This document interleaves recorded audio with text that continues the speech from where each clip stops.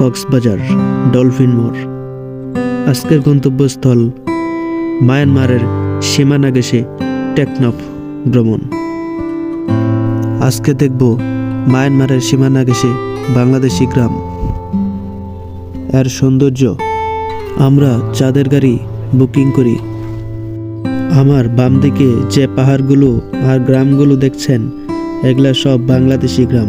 পাহাড়ের উপারে হচ্ছে মায়ানমার।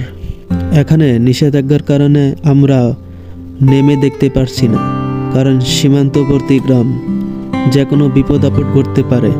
তাই আমরা গাড়ি করেই তা ঘুরে দেখছি। গ্রামগুলো সবুজে ঘেরা, অনেক গাছপালার কারণে এখানকার বাড়িঘরগুলো পর্যন্ত দেখা যাচ্ছে না। মায়ানমারের সীমানা ঘেঁষে বাংলাদেশি গ্রামে দেখা মিলবে পানের ভর বা পানের বাগান, এর সাথে দেখা যাবে সুপারি বাগান। এখানকার গ্রামগুলো মানুষের জীবনযাপন চলে পান ও সুপারি উপর নির্ভর করে।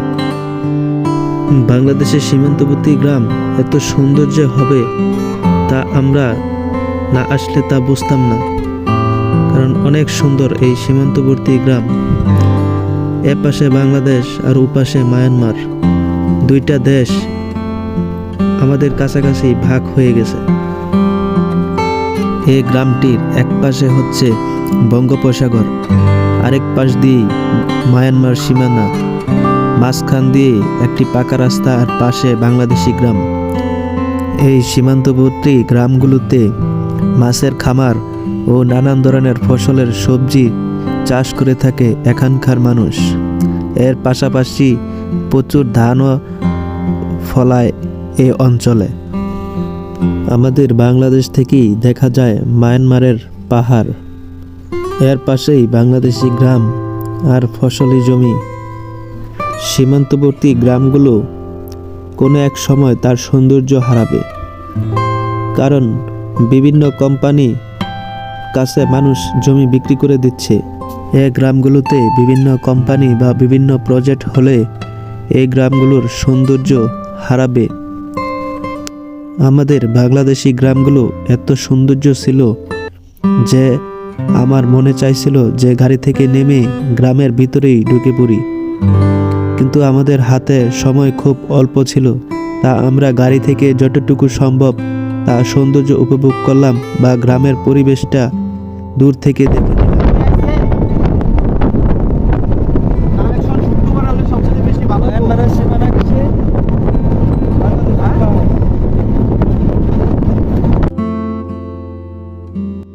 আমরা মাঝে মাঝে মায়ানমারের সীমানা ঘেঁষে চলে যাই, আবার রাস্তার টানে আবার বাংলাদেশের অনেক ভিতরে চলে আসি।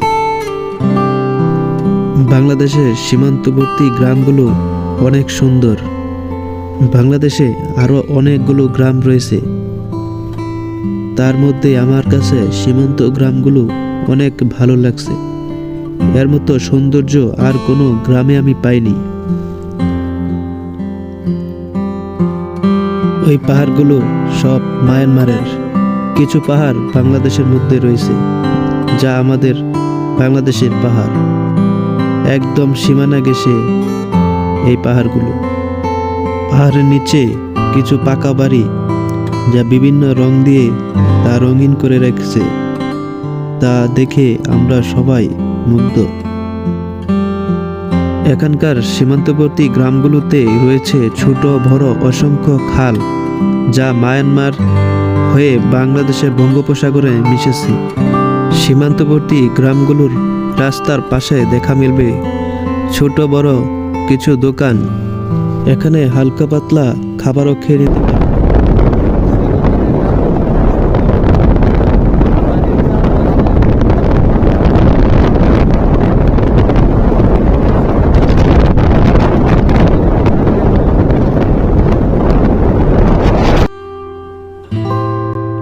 গ্রামগুলোর ভিতর দিয়ে যতই যাচ্ছি তার সৌন্দর্য আরও বেড়ে যাচ্ছে।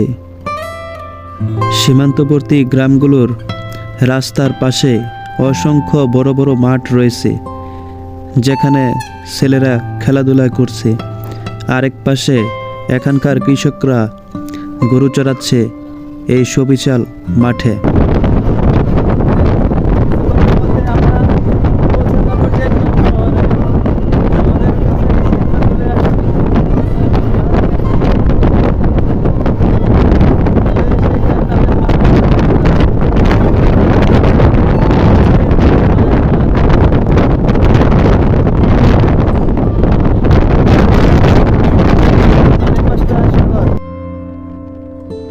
রাস্তার দুপাশে রয়েছে সুবিশাল মাঠ, যেখানে এখানকার কৃষক সারা 12 মাসেই সবজি বা ফসল চাষ করে।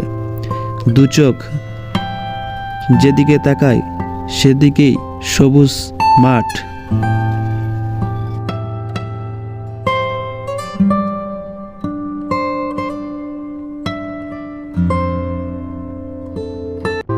আমরা গ্রামটি উপভোগ করতে করতে আমরা যে কখন যেন টেকনাফ শহরের কাছে চলে আসছি। এই গ্রামগুলো অনেক সুন্দর। কোনো এক সময় দেখাবো এখানকার গ্রামের ভিতরের পরিবেশ ও এর সৌন্দর্য।